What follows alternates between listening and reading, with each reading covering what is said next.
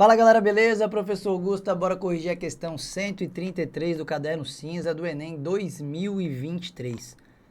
Durante a evolução das plantas, ocorreu uma transição do ambiente aquático para o ambiente terrestre, graças ao surgimento de algumas estruturas que as tornaram independentes da água.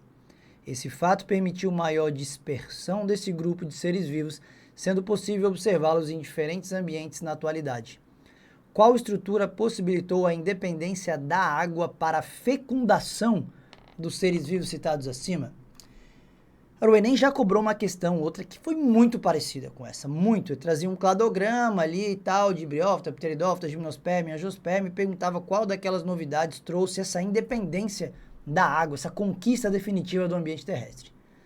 Se engana quem pensa que foi o vaso condutor de seiva. O vaso condutor de seiva foi importante, sim, para que você tivesse seres maiores, né, se desenvolvessem mais.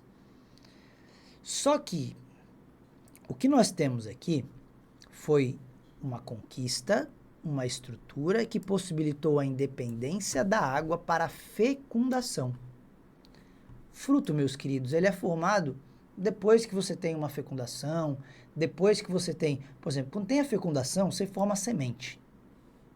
Ali, claro, né? Nas plantas que têm sementes. E a conquista do ambiente terrestre definitiva, com independência da fecundação, ela se deu nas gimnospermas, tá?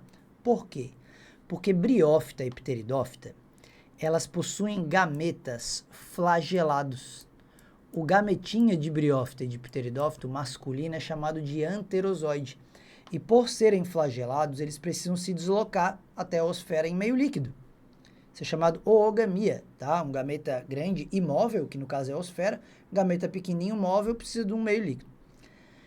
Nas gimnospermas, o gameta masculino, ele não é mais transportado pela água. Ele vai ser transportado pelo vento. Então, se a gente lembrar aqui, ó, vamos pegar, imagina que você tem aqui uma estrutura feminina, aqui você tem uma osfera. Vou simplificar bastante ali. O grão de pólen vai ser levado pelo vento e ele tem umas abinhas assim, né? E aqui dentro existe o gameta masculino, que é chamado núcleo espermático.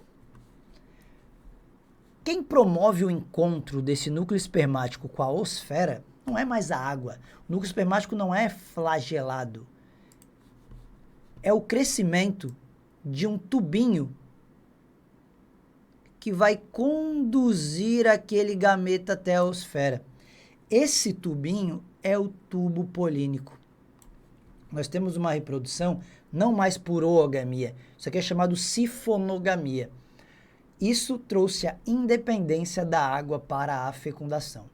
Se tivesse surgimento do pólen ali, também estaria correto. Você poderia colocar, qual foi a estrutura que possibilitou a conquista definitiva do ambiente terrestre por parte das gimnospermas lá? Pólen, tá certo, mas geralmente as questões vão usar o termo tubo polínico, porque de fato é o tubo que promove o encontro. Antes era água, agora é o tubo que promove esse encontro. Então, temos aqui o nosso gabarito. Esporo, por exemplo, uma estrutura que já estava presente em briófita, pteridófita. Vaso condutor foi importante para várias coisas, mas para fecundação você tem o surgimento do tubo polínico. Não foi a primeira vez que o Enem cobrou esse tipo de questão, e pode cobrar outras vezes, porque é um conhecimento bem importante em relação à botânica. Tranquilo? Gabarito alternativa D, e eu espero que você tenha entendido.